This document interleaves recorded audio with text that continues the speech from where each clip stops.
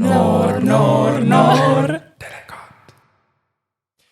Tere hommikust, mina olen Kaarel Taimla, Eesti Noorteühenduste Liidu juht. Äärmiselt hea meel on teid jälle külla kutsuda siia meie kontorisse ja rääkida natukene Hollandi õppevisiidi teemadel. Aga sugugi ei ole ma üksi, nii et vaatan vasakule, vaatan paremale. Tere, mina olen Triine, olen Euroopa Liidu noordelegaat. Tere, mina olen Rudolf ja mina olen ka Euroopa Liidu noordelegaat. Alles esmaspäeval 17. liikusime siis mõnusa Hollandi riigi poole ja esimesena võiks ju küsida, et miks. Mul on hea meel, hea kuulajad, sa küsisid. No sellepärast põhiliselt, mida me oleme kuulnud nende noordelegaatide süsteemist ja tegelikkuses ka riigist endast tulenevalt. Vaatasime üle, Holland tegelikkuses ju väike riik, ainult 41 000 ruutkilomeetrit. Võiks öelda, et esimest korda, et Eesti on suurem, et tavaliselt sellist võrdlust ei saa tuua. Aga me jääme numbrites ja just populatsiooni numbrites ikka väga kaugele maha. Kui meil on circa 1,3 miljonit inimest, siis neil lausa 17,8 miljonit inimest. Aga esimesena võtsime tee kohe siis nende Noorteühenduste Liidu poole. Muidugi nemad aitasid ka meil ju natukene seda õppevisiiti korraldada ja peab tõdema, et seal oli päris mitmeid üllatusi. Minu jaoks muidugi esiteks see, et nad on vaid aasta Eesti Noorteühenduste Liidust nooremad, aga tegelikkuses oma toimetuses ja ka organisatsiooni suuruses oluliselt palju suuremad, et neil on ju circa 70 töötajat. Ja kindlasti ma arvan, et nende noorte dialoogi programm oli siis ka nagu väga teistmoodi üles ehitatud, et see oli ka nagu võib-olla, millest ma varsti natuke lähemalt räägin, aga juba nende kontor näiteks ja kogu selline pool, et see oli siuke nagu 3 korrust, kus oli nagu, sa näed, et see oli nagu siuke noorte kogunemispunkt ka võib-olla, mitte ainult nagu see töötamispunkt, vaid sa nägid seal kuskil, lähed sisse kuskil jälle mingid inimesed, ma ei tea, kokkasid seal ja tegid midagi, et see oli nagu selline elav organism seal ka kontoris. Mis tegelikkuses nagu mulle kõige rohkem pakkus sellist nagu mõtteainet on võib-olla küsimärk, et mille suunas liigub Eesti Noorteühenduste Liit. Me oleme tegelikult üsna harjunud selles, et meil on väike juhatus ja siis töötajaskond, aga tegelikkuses kuidas opereerivad nemad on see, et noored on võib-olla pigem nagu sellise nagu juhatuse poole peal, nad on vabatahtlikud ja siis ülejäänud töötajad on sellised kas projektipõhised või pikaajalised, aga ütleme ka niimoodi mõnevõrra nagu vanemad. Et nemad on leidnud sellise süsteemi, kus nagu pikaaegne tegevjuht, tegelikult eelmine oli neil ju suisa pea 20 aastat, vähemalt niimoodi nad väitsid meile, tundub küll natukene ehk ka liiga palju, aga sellegi poolest on aru saada, et seda jätkusuutlikkust ja jätkupidevust on sellega suudetud hoida. Ja sealt edasi järgmine päev liikusime siis noorte ja just laste õigustega tegelema organisatsiooni juurde, kes siis teeb järelevalvet selle üle, et lapse õiguste konventsioon oleks Hollandis kaitstud ja nende seadustik ja praktikat vastaks siis sellele, kuidas ÜRO on oma ettepanekutes teinud. Ja nad võidki väga sellise lähenemisega, et nad ei teeks seda iga 4 või 5 aasta tagant, kui see tähtaeg on, vaid et nad siis saaks nagu, seal on loodud 6 organisatsioonist koosnev võrgustik, mis on ise palju väiksem kui need 6 organisatsiooni, aga siis see võrgustik koordineeribki seda, et nad ei peaks aasta enne tähtaega, kui peab andma ülevaadet, et kuidas neil tegemised on, seda kokkuvõtet tegema, vaid et nad siis pidevalt nagu üritavad arendada seda, et ÜRO nii-öelda soovitustele ja hinnangutele järgiks ja vastaks nende kogu lapse õiguste süsteem. Ja tegelikult seal oli hästi ägedalt näha just seda nendepoolset noorte kaasamist, et nendel oli üks siis nii-öelda siuke aseesimees, juhatuse liige, kes oli 17-aastane, aga ta oli alustanud oma siukse nagu aktivisti elu 8-aastasest peale, kui ta otsustas, et tema tahab saada ettevõtjaks, aga ta sai aru, et 8-aastasel pole just eriti palju võimalusi ja sellest sai tema nii-öelda kogu siuke aktiivsus alguse. Aga ma korraks hüppan veel tagasi esimesesse päeva ka, et meil oli peale seda nii-öelda siukest üldist kohtumist Noorteühenduste Liiduga, oli meil kohtumine just eraldi nende nii-öelda Euroopa Liidu noorte dialoogi siis esindajatega kohtumisega ja seal oli ka tegelikult palju huvitavaid asju just mulle ja Triinele, sellepärast, et kui nendel on samamoodi peaaegu nagu meil siis 2 noordelegaati, nad on valitud 8 aastaks, meie oleme 1,5 aastaks. Nendel on siis juunior ja senior programm, aga mis nendel on veel hästi huvitav on see, et nendel on siis siuke nagu vabatahtlike meeskond, et umbes selline nagu 15 vabatahtlikku, kes siis aitavad käia näiteks lisaks nendele veel koolides, et nad tõid nagu välja siukse nagu näite, et loomulikult me käime, loomulikult me räägime, aga me ei jõua igale poole. Nii et siis meil ongi nagu kamp inimesi, kes teevad seda kaasa, kes on nagu motiveeritud, tahavad ja neil on üliägedaid ettevõtmisi ja programme. Näiteks nende noordelegaadid mõni aasta tagasi läksid ratastega Brüsselisse ja siis kõik nagu vahepeatused, mingid vahed linnad, kõik asjad, nad külastasid ja rääkisid siis Euroopa Liidust ja nii edasi. Ja neid oma vabatahtlikke nad motiveerivad ka sellega, et nad siis viivad neid Brüsselisse, teevad selliseid Brüsseli päevasi, tutvustavad neile Euroopa Liitu. Et see oli võib-olla siuke nagu andis seda ideed, et nagu mõelda nagu kastist välja, et noh, ükskõik mida teha, et minna välja ja teha siukseid asju. Ja nende valimisprotsess on ka väga huvitav, aga kuna see on kõikidel noordelegaatidel, ka teistel mitte Euroopa Liidu omadel sama, siis ma arvan, et sellest räägime hiljem rohkem, kui me saime kokku eurodelegaatidega. Aga hüppame tagasi nüüd sinna järgmisesse päeva, kus olid need ägedad noored, selles suhtes, et seal olid jällegi see sama, ma arvan, nagu näide oli ka nüüd seal katusorganisatsioonis, et on noored kaasatud, sa päriselt näed, nad on kaasatud, nad on motiveeritud, nad tahavad kaasa rääkida, aga samal ajal on seal nagu see vanem põlvkonna esindaja, kes on siis mingi poole kohaga tööl, et seda kõik asja koordineerida. Ja ma arvan, et lihtsalt siin on nagu hästi tähtis ka see, et kõik hollandlased ise väitsid meile, et nagu nad ei ole just tuntud selle poolest, et nad on nagu väga head vastuvõtjad või sõbralikud, aga lihtsalt ma pean siin nagu selle shout-out'i tegema, et nad olid nii armsad ja nii nunnud, et nad kinkisid meile oma mingid akupangad ja nad küsisid meilt, kas me tahame hommikusööki, mõtlesid, et ei ole vaja, nad ikkagi organiseerisid meile sinna mingid võikud ja asjad, et nad olid nagu hästi südamlikud, võtsid vastu ja nad nagu päriselt siiralt tahtsid jagada oma mõtteid, kogemusi, oma probleeme, et see oli nagu ka see pool, et sa said aru, et need inimesed noh, nendel nagu silmad särasid, nad ei olnud need, et issand jumal, ma pean tööle tulema või midagi tegema, nad nagu päriselt armastasid seda, mida nad teevad. Ja see oli tegelikult absoluutselt kõikide nende esindajatega kohtusime ja eriti veel nende noorte inimestega ka, see sama on ju, see rääkisid sellest 8-aastaselt üritas ettevõtet teha, et noh, ta ei saanud 8-aastaselt teha, ta tegi 11-aastaselt lõpuks. See oli nii hea huumor, sellepärast mõtlesin, et okei, et võib-olla pidi ära ootama, kui on mingi täiskasvanud või midagi siukest. Ja selle organisatsiooni juures tegelikult on ju mõnevõrra ka põnev see, et neil ei ole sellist nagu seadust, mis reguleerib nii-öelda lastega töötamise korda või nende õiguseid. Neil ongi lihtsalt nagu väga erinevad seadused ja võib-olla kas on see eripära, miks neil selline organisatsioon on tekkinud, aga iseenesest nagu väga hea viis noori kaasata. Ja ega me käisime ka ju mitte sugugi palju hiljem, sõitsime siis sellest Leideni linnakesest tagasi Utrechi, pigem võib-olla sellisesse õpilaslinna, üliõpilaslinna ja käisime siis sellises asutuses nagu Netherlands Youth Institute. Ma võrdleksin kohe seda siin võib-olla natukene Harnoga või Haridus- ja Noorteametiga, kes on sellega kursis. Üks minu jaoks kõige põnevam oli nende nii-öelda andmetel orienteeritus. Et me teame ka, et Eestis kogutakse statistikat, eriti Statistikaameti poolt, aga no neil on tõesti nagu aastakümneid seda materjali, mis on võimalik välja võtta ja neil on selline kohe nagu 3 samba süsteem. Esimene selline sammas on võib-olla midagi, mis on ka meile üsna tuttav, ehk siis, et akadeemikud ja teadlased koguvad kas siis kvalitatiivseid, kvantitatiivseid andmeid, nii nagu vaja on, aga siis ma astuksin pigem nagu sammu võib-olla sellisesse nagu natukene huvitavamasse maailma, kus nende koha peal töötavad eksperdid, no näiteks noorte osaluse spetsialistid, sellised nagu noorsootöötajad on ju, päriselt jagavad seda kogemust ja aru saama, mida nagu põllu peal nähakse. Et ei ole nagu siis ainult nagu ühepoolne, et kuskil nii-öelda elevandi luutornis näeb inimene asja selliselt. Ja mis siis veel juhtus? Nad astusid sammu kaugemalegi. Et okei, täiskasvanud näevad seda tõesti võib-olla nagu ühtemoodi, aga need inimesed, kelle tegelikkuses mingisugused erinevad teenused ja toimingud ja asjad on nagu suunatud, et nad saavad ise kaasa rääkida. Ja tõesti see läks nagu väga süvitsi, et mitte ainult mingi noorte nõukogude lapsed või noored, vaid ka täiesti nagu vähemusesindajad, olgu nad siis immigrandi taustaga või näiteks mingisuguse puudega, et seda oli nagu võimas kuulata ja näha. Ja mis seal oli veel hästi äge, oli need samad eksperdid, kes meid vastu võtsid, siis kui me nendega nii-öelda rääkisime, siis nad ütlesid, et me just uurisime, et kuidas on sellega, et kuidas teie nagu informatsiooni vastu võetakse, et kas teid usutakse ja nii edasi.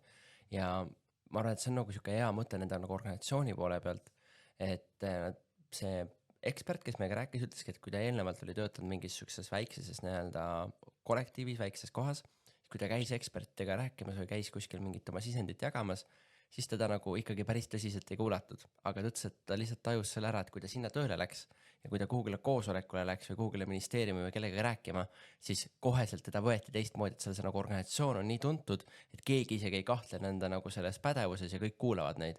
Ma arvan, et see on just selline pool, et mida see nagu järjepidevus, mida nende 3 sambale toetumine ja sihuke väga nagu väga teaduspõhine lähenemine, ütleme, annab, kui sa teed seda järjepidevalt ja see kindlasti on aidanud paremini seista neil noorte seas. Ja, sest nad päriselt nagu mitte ainult ei koondanud seda informatsiooni, vaid nad nagu töötasid läbi seda, neil oli 2 korda nädalas koosolekud selle üle, et mis päevakajalised teemad on, mis meedias on, et kas nad peaksid kommenteerima midagi, sest et neil on ikkagi väga suur, nad on nagu au sees selle eest, et nad teavad, kuidas nii-öelda päriselt noortevaldkonnas asjad on ja nad päriselt töötavadki neid nii teadusuuringuid läbi, kui siis ka kuulavad oma kolleege, kes käivad põllu peal seda tegemas, et neil on tõesti selline väga nagu hästi tunnustatud organisatsioon. See on hästi tore, et nad nagu hoidsid oma kollektiivi ka kogu aeg hästi teadlikuna. Vaata, meil võib mõnikord tekkida nagu arusaama, et mina tegelen selle teemaga, sina tegeled selle teemaga, aga just need koosolekud, mida sa mainisid, olidki ju tegelikult mõeldud selle peale, et kõik oleksid nagu kursis. Noh, ega kõik ei pea detaile teadma, aga selliselt on võimalik nagu ühtse suuna peal edasi liikuda. Ja sealt liikusime meie edasi sellise organisatsiooni juurde nagu The Youth Climate Movement, mis oli Utrechtis ka ja nad olid väga rahumeelne kliimateemade ja kliimakriisist välja tulemise või selle leevendamise eest seisev organisatsioon, et nad teid kohe võib-olla hea näide, kuidas nende rolli seal kirjeldada, on see, et nad teid selle näite, et neil on nagu good cop, bad cop süsteem a la Extinction Rebellion ja teised sarnased organisatsioonid, kes teevad natuke ekstreemsemalt oma asju, et tähelepanu kliimaprobleemidele tuua, siis nemad on need, kes siis kasutavad seda tähelepanu ära ja lähevad siis poliitikutega rääkima, neil on väga põhjalik dokument sellest visioonist, milline nende meelest peaks olema tulevik siin planeedil ja nad siis käivad seda lobimas ja rääkimas ja samas nad ikkagi tegutsevad väga iseseisvalt, see on nagu jäi meile väga silma, et nad ise suudavad ennast ära majandada, teiste organisatsioonidega koostööd teha, et neil pole mingit suurt rahastus või mingit pidevat rahastusallikat, vaid nad otsivad seda projekti põhiselt ja samas on neil nagu ka vabatahtlikud ja töötajad, ehk siis kõik ei ole seal täiskohaga tööl.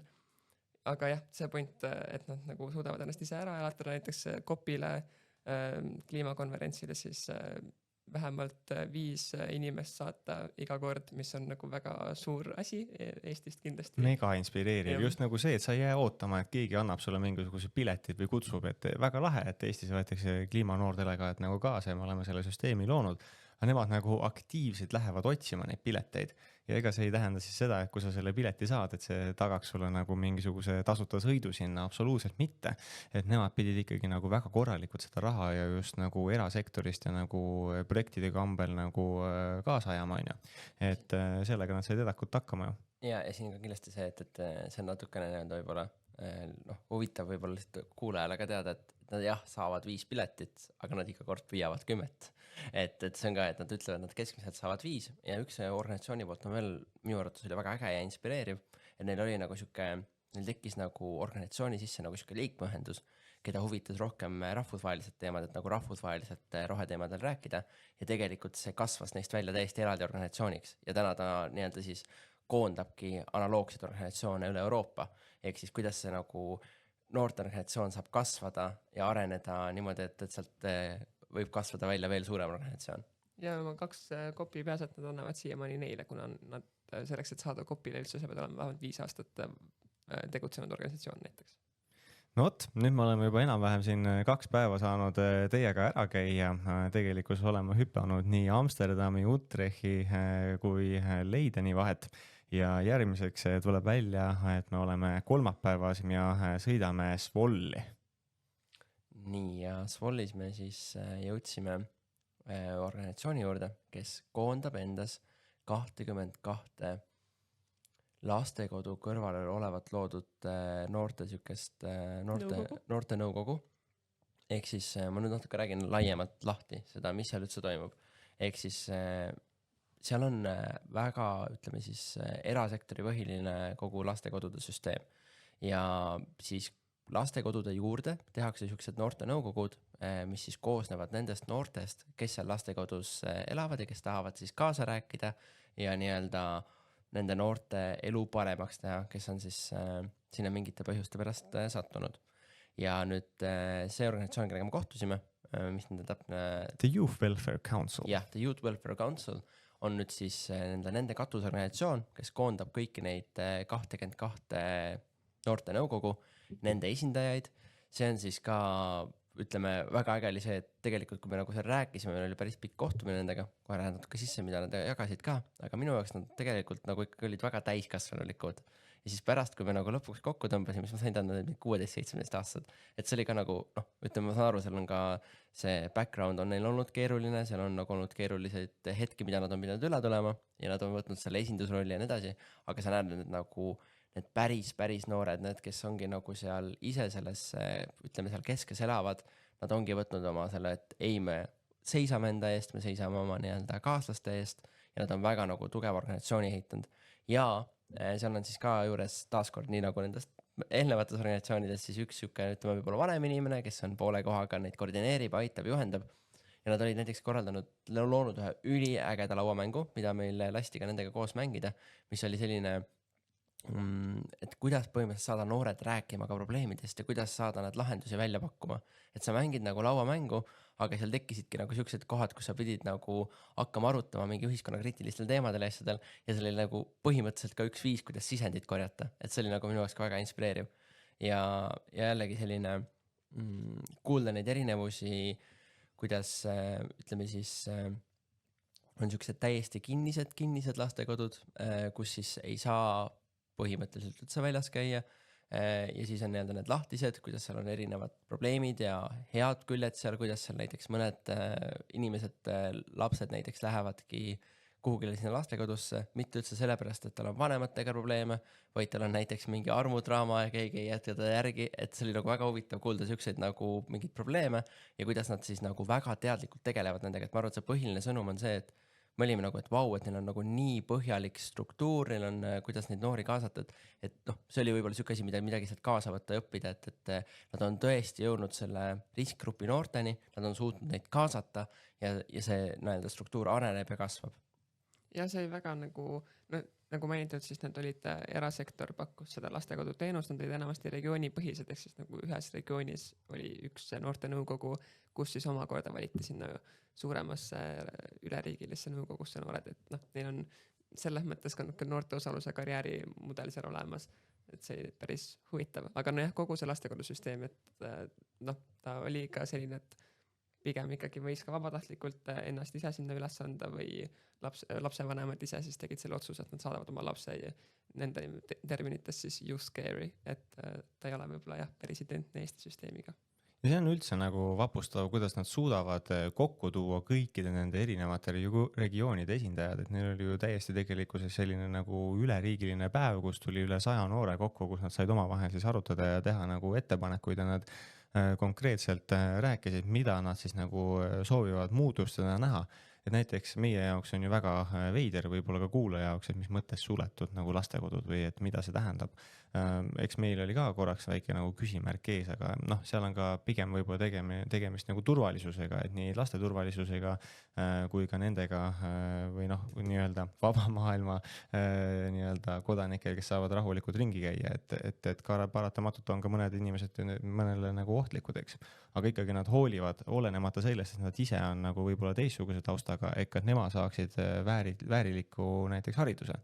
Et see oli ju väga tugev, kuidas nad selgitasid, milline on nagu Hollandi haridussüsteem, aga et nendele noortele tihtipeale ei pruugita võimaldada võib-olla piisavalt head nagu haridust, isegi kui nad nagu seda tahavad, sest et näiteks tingimata alati ei ole töötajatel nagu piisavat ekspertipagasid. Nii et muidugi on süsteemid head, aga eks nad teinekord tahavad ka natuke esindatust.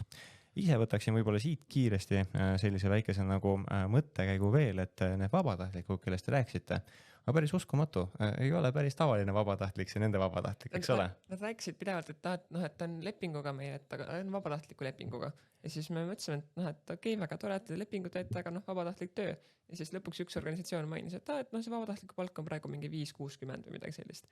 Mis on nagu, mitte päris 2 Eesti keskmist, aga ikkagi 1,5 Eesti keskmist peaaegu. Mitte keskmist, miinimumi, loomulikult.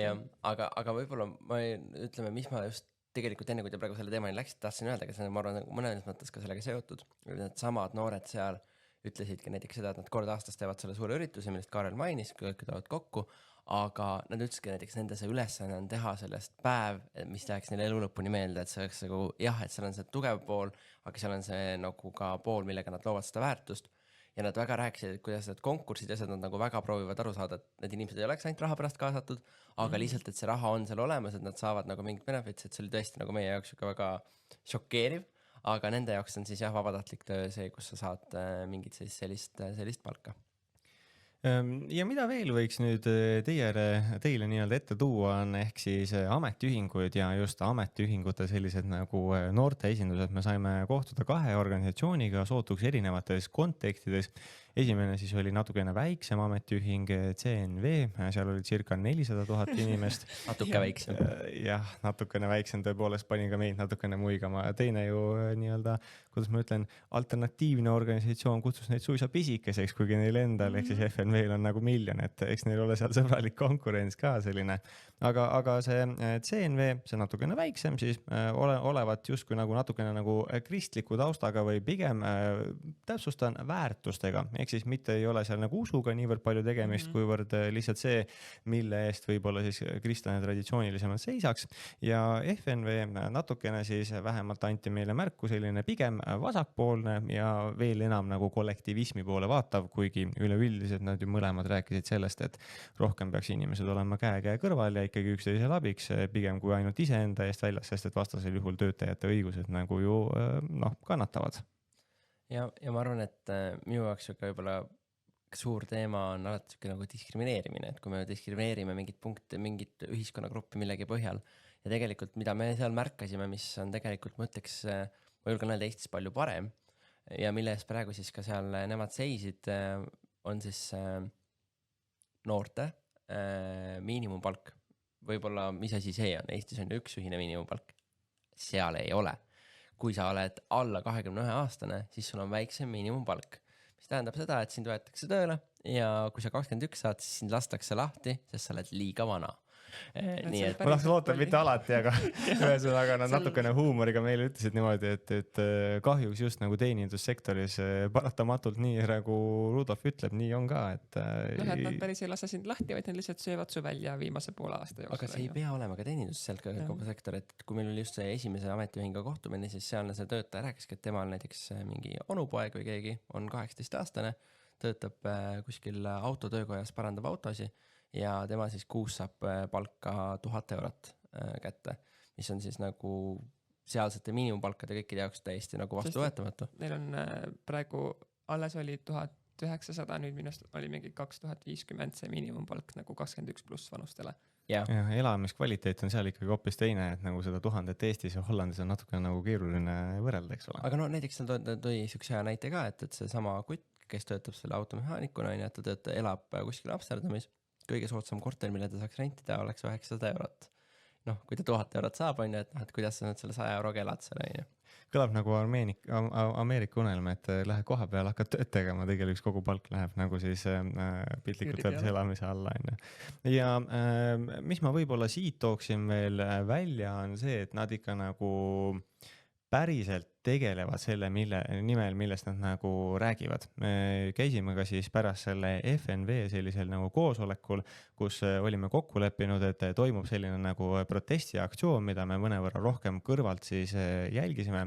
Neil oli selline Economic ja Social Council, kus toimus siis istung, olid seal erinevad esindajad riigi poolt, ametiühingute poolt ja tegelikkuses marsiti seal sisse oma logodega, oma selliste chantide või niimoodi nagu hüüdlausete mõtetega ja tuimalt lihtsalt keset koosolekut 100 inimest räägivad ja järsku on ametiühingu noored kohal. Ja aga ta oli väga tsiviilne, nagu neil oli eelnevalt kokku lepitud, nad tegid oma, harjutasid läbi korraks need chantid ja rääkisid, et mille jaoks ja kuidas nad seda kõike teevad ja siis kõndisid kohale, ootasid mingi pool tundi vähemalt, et see koosolek jõuaks siis sinnamaale, kuhu on protestijad oodatud ja siis läksid sisse, tegid oma tiiru ära, rääkisid paar kõne pidasid ka ja siis neile anti viisakalt märku, et nüüd on teie aeg lahkuda ja mindi minema, et nii tsiviliseeritult, aga samas jah. Ja see on see protestikultuur, mida meil Eestis üldse nagu ei ole sellisel kujul, eriti noorte hulgas. Aga eks nad olid nagu ikkagi siuksed protestimeelsed ka, et nad ikkagi kinkisid neile siis siukse karika, kus oli mis oli siis selline nagu sümboolne, et kus oli peal kirjas, et mingid parima halvima palgasaajale või tähendab parima halva palgaloojale või midagi taolist, et siis nad andsid selle medali selle uhkelt üle, või tähendab mitte medali, vaid karika, et siis nagu mingi siuke võib-olla huumor toodi ka sinna sisse, aga nad tegid seda tsiviliseeritud. Kõige olulisem on ikkagi see, et see karika otsas oli sitajunn, et ma pidin selle välja ütlema. Ja tegelikkuses ega kui kellelgi oleks natukene tahtmist ja saaks selle aktsiooni võib-olla järgi ka vaadata, et seal oli täitsa rahvuslik selline televisioon nagu kohal, et ei olnud see päris selline olukord, kus see lihtsalt nagu lands on empty spot, eks, et nad tegid kui ise samal ajal dokumentaalfilmi lausa, mis tuleb nagu esitlusele. Ja ma arvan, et mis siin on tegelikult võib-olla hea kaasa võtta on see, et tegelikult seal koha peal, ma ütlen, osalejaid võib-olla maksimaalselt oli 100, võib-olla natuke isegi vähem. Aga mis oli nagu tähtis on see, et nad kõiki neid asju filmisid, seal oli nagu neil olid kaamerad, alates sellest, kui neil oli siuke ettevalmistav koosolek, neil olid seal kaamerad, nad võtsid kaasa, nad olid meedia kohale kutsunud, et võib-olla just see pool, et kui keegi, kes tahab mingit protesti asja korraldada, siis ongi see, et üks on see, kes sul on inimesed seal kohal, aga et sa seda kajastaksid. Nad väga selgelt olid nagu selle nagu mõju poolele orienteeritud. Jah, mõju poole orienteeritud. Kuidas maksimeerida seda, et see jõuaks võimalikult palju teenini. Ja ega meil väga palju ei olegi, enne kui teeme selle kõige võib-olla Rudolfi jaoks huvitavama noordelegaatide poole ära, siis tegelikkuses oli meil suurepärane võimalus käia ka ministeeriumis, täpsemalt siis nii-öelda Justice and Security ministeeriumis, mida meil võib-olla traditsiooniliselt sellisel kujul ei olegi ja nemad tegelesid siis just noortega ja olgem ausad, noortega, kellega on ikkagi parajalt palju pahandusi. Ja ma tooks võib-olla seda mainin täpselt veel, aga kui Eestis on nagu väga selgelt, noorte seadus olemas ja on kindel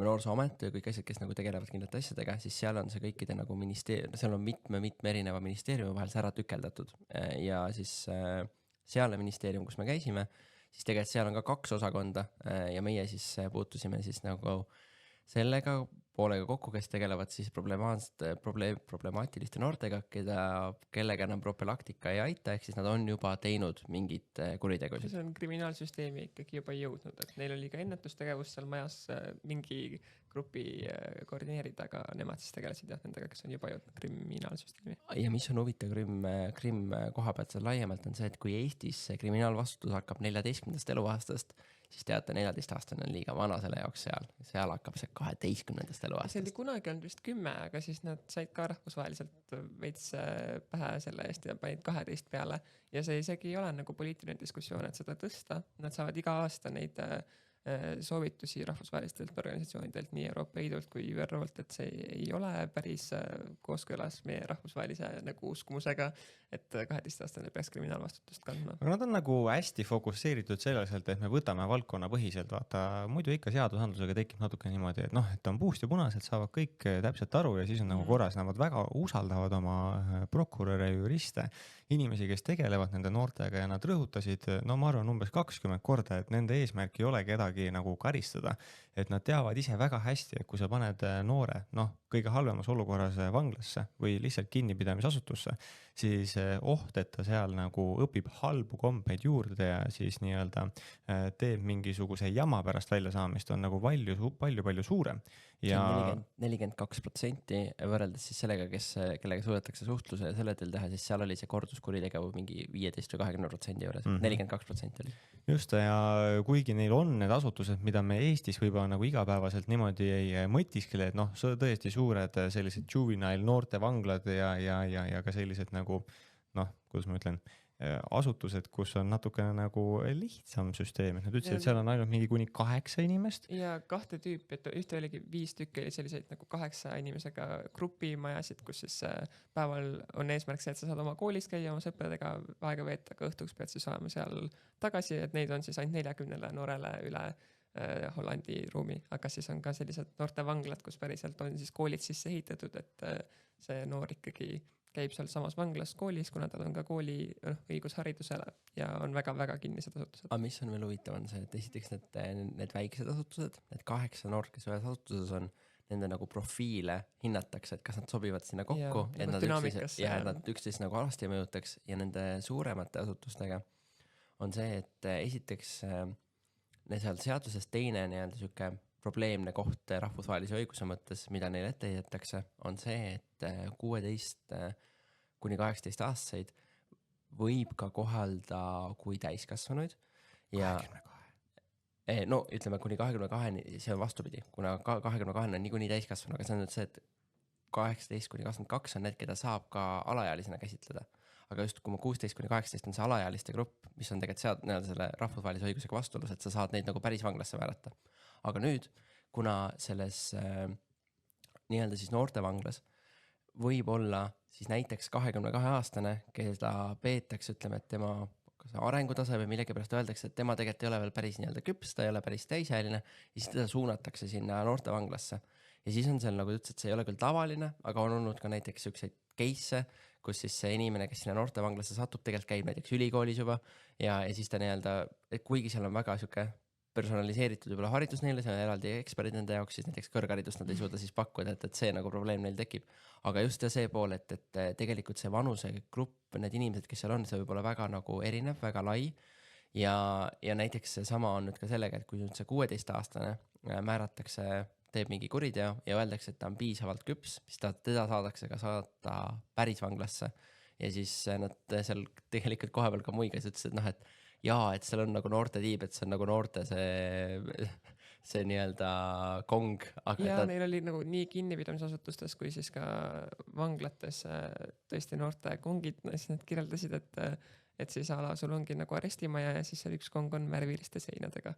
Ja see on kõlas natukene huvitavalt, aga ma saan aru, et nad vähemalt liiguvad selle poole, et teha seda nagu mõnevõrra nagu sõbralikumaks. Ma võtaksin selle kokku sellega, et tegelikkuses ei ole Hollandis sugugi halvasti nii-öelda lapskuriteoga, et me siin saime küll rääkida nendest erinevatest asjadest, aga olenemata sellest, mida võib-olla peavoolumeedias on nagu näha, siis näevad nemad nii Hollandis kui ka kogu tegelikult Euroopas, et kuritegude arv tegelikkuses on märkimisväärses languses. Vaatasime üle ka Eesti statistika, täpsemalt siis tegelikkuses Triine vaatas ja see oli ikka nagu väga hull kukkumine.